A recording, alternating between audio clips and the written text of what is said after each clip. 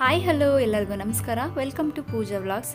ಇವತ್ತಿನ ವಿಡಿಯೋನಲ್ಲಿ ಮುದ್ದೆಗೆ ಅನ್ನಕ್ಕೆ ಸೂಪರ್ ಕಾಂಬಿನೇಷನ್ ಆದಂಥ ಮಸೊಪ್ಪು ಸಾಂಬಾರನ್ನ ಯಾವ ಥರ ಮಾಡೋದು ಅಂತ ತೋರಿಸ್ಕೊಡ್ತೀನಿ.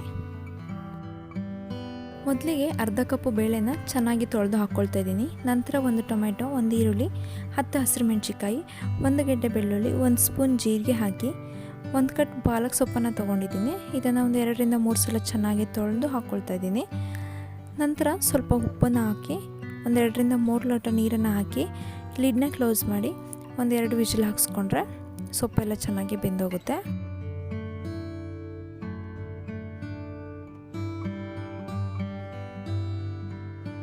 ಸೊಪ್ಪೆಲ್ಲ ಚೆನ್ನಾಗಿ ಬೆಂದಿದೆ. ಇವಾಗ ಇದನ್ನು ಬೇರೆ ಪಾತ್ರೆಗೆ ಸೋರೋದಕ್ಕೆ ಹಾಕೊಳ್ಳೋಣ.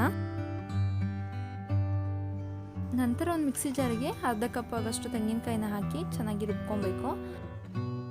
ನಂತರ ಇದ್ರ ಜೊತೆಗೇ ನಾವು ಬೇಯಿಸಿಟ್ಕೊಂಡಿರೋ ಸೊಪ್ಪು ಬೇಳೆನೆಲ್ಲ ಹಾಕಿ ಸ್ವಲ್ಪ ತರತರಿಯಾಗಿಯೇ ರುಬ್ಕೊಬೇಕಾಗುತ್ತೆ.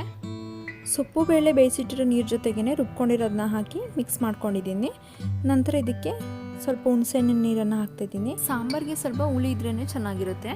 ನಂತರ ಒಗ್ಗರಣೆಗೆ ಒಂದು 5-6 ಎಸಳು ಬೆಳ್ಳುಳ್ಳಿ, 4 ರಿಂದ 5 ಒಣಮೆಣಸಿನ್ಕಾಯಿ, 1 ಕಡ್ಡಿ ಕರಿಬೇವನ್ನ ಹಾಕಿ ಒಗ್ಗರಣೆ ಮಾಡ್ಕೊಬೇಕು. ನಂತರ ರುಚಿಗೆ ತಕ್ಕಷ್ಟು ಉಪ್ಪನ್ನು ಹಾಕಿ ಮಿಕ್ಸ್ ಮಾಡಿ ಒಂದು ಪ್ಲೇಟ್ನ ಮುಚ್ಚಿ ಒಂದು 5 ಮಿನಿಟ್ಸ್ ಇದನ್ನು ಚೆನ್ನಾಗಿ ಕುದಿಸ್ಕೊಬೇಕು. ಇಷ್ಟೇ, ಮಸೊಪ್ಪು ಸಾಂಬಾರು ಇವಾಗ ರೆಡಿಯಾಗಿದೆ. ಈಸಿಯಾಗಿ ಮಾಡುವಂತಹ ಸಾಂಬಾರು ಮುದ್ದೆಗೆ ಅನ್ನಕ್ಕೆ ತುಂಬ ರುಚಿಯಾಗಿರುತ್ತೆ. ನೀವೇನಾದರೂ ಫಸ್ಟ್ ಟೈಮ್ ನನ್ನ ಚಾನಲ್ನ ನೋಡ್ತಾ ಇದ್ದರೆ ಪ್ಲೀಸ್ ಸಬ್ಸ್ಕ್ರೈಬ್ ಮಾಡ್ಕೊಂಡು ನೋಡಿ. Thank you for watching.